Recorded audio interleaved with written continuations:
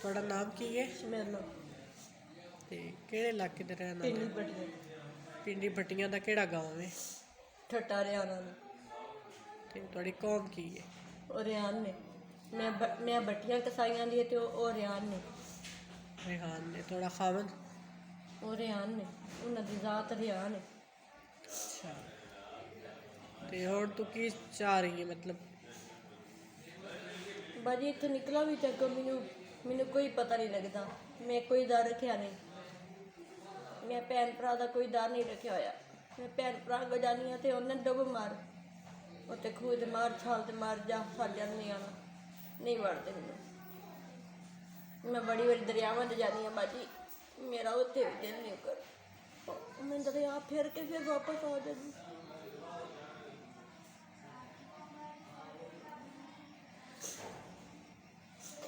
ਮਾਂ ਮਤਾਂ ਲੈਂਦੀਆਂ ਹੈ ਆਪਣੀ ਮਾਂ ਦੀਆਂ ਮਤਾਂ ਨਹੀਂ ਲਈਆਂ ਬੇਵਕੂਫ ਫਰਕ।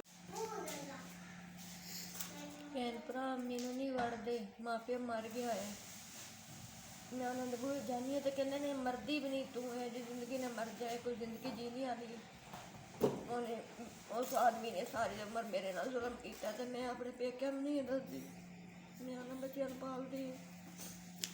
ਅੱਜ ਦੇ ਬੱਚੇ ਜਵਾਨ ਹੋ ਗਏ ਤੇ ਉਹ ਮੇਰੀ ਨਹੀਂ ਸੁਣਦੇ।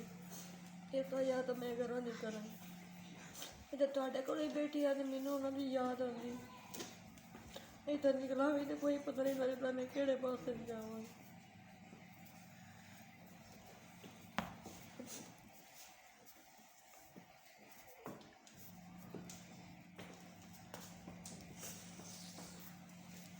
ਜਿਹੜੀ ਔਰਤ ਆਪਣੇ ਮਾਂ ਪਿਓ ਦੀ ਨਹੀਂ ਮੰਨਦੀ ਔਰ ਜ਼ਲੀਲ ਹੋ ਜਾਂਦੀ ਹੈ ਜਿਸ ਤਰ੍ਹਾਂ ਕਿ ਮੈਂ ਹੋ ਗਈ ਹਾਂ। ਮੈਂ ਆਪਣੀ ਮਾਂ ਦੀਆਂ ਮੱਤਾਂ ਨਹੀਂ ਲੈਂਦੀ।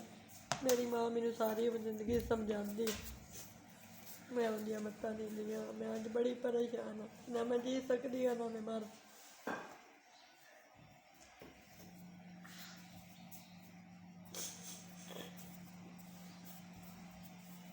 ਮੈਂ ਭੈਣ ਭਰਾਵਾਂ ਦੇ ਕੋਲ ਜਾਂਦੀ ਹਾਂ ਜੋ ਮੈਨੂੰ ਲਿੱਤਰ ਮਾਰਦੇ ਨੇ। ਉਹ ਕਹਿੰਦੇ ਨੇ ਇੰਨੀ ਜ਼ਿੰਦਗੀ ਗੁਜ਼ਾਰ ਕੇ ਹੁਣ ਤੈਨੂੰ ਪਤਾ ਲੱਗਿਆ ਸਾਡੇ ਬੂਹੇ ਦਾ ਤੂੰ ਕਹਿੰਦੇ ਨਾ ਨਹੀਂ ਆ ਸਕਦੀ। ਤੈਨੂੰ ਸਾਡਾ ਬੂਹਾ ਨਹੀਂ ਮਿਲਦਾ। ਮੈਨੂੰ ਭੈਣ ਭਰਾ ਕੇ ਨਹੀਂ ਵੜਦੇ ਇਸ ਵਾਸਤੇ ਮੈਂ ਤੁਹਾਡੇ ਦਾਰੇ 'ਤੇ ਆਈ। ਇੱਧਰ ਰਹਿ ਕੇ ਵੀ ਪਰੇਸ਼ਾਨੀ ਤਾਂ ਸਵਾ ਕੁਝ ਵੀ ਨਹੀਂ। ਉਹਨਾਂ ਦੀ ਯਾਦ ਆਉਂਦੀ ਹੈ ਇੱਥੋਂ ਨਿਕਲਣਾ ਵੀ ਤਾਂ ਕੋਈ ਪਤਾ ਨਹੀਂ ਲੱਗਦਾ ਕਿਹੜੇ ਪਾਸੇ ਨੂੰ ਜਾਣਾ। ਜਿਹੜੀਆਂ ਔਰਤਾਂ ਆਪਣੇ ਮਾਂ ਬਾਪ ਦੀ ਨਹੀਂ ਮੰਨਦੀਆਂ ਉਹ ਜ਼ਲੀਲ ਹੋ ਜਾਂਦੀਆਂ ਨੇ। ਮਾਂ ਬਾਪ ਤੋਂ ਵੱਧ ਕੇ ਕੋਈ ਰਿਸ਼ਤਾ ਨਹੀਂ। ਜਿਨ੍ਹਾਂ ਨੇ ਮਾਂ ਬਾਪ ਨੂੰ ਟਕਰਾਉਣਾ ਉਹਨਾਂ ਸੁੱਖ ਨਹੀਂ ਪਾਉਣੇ।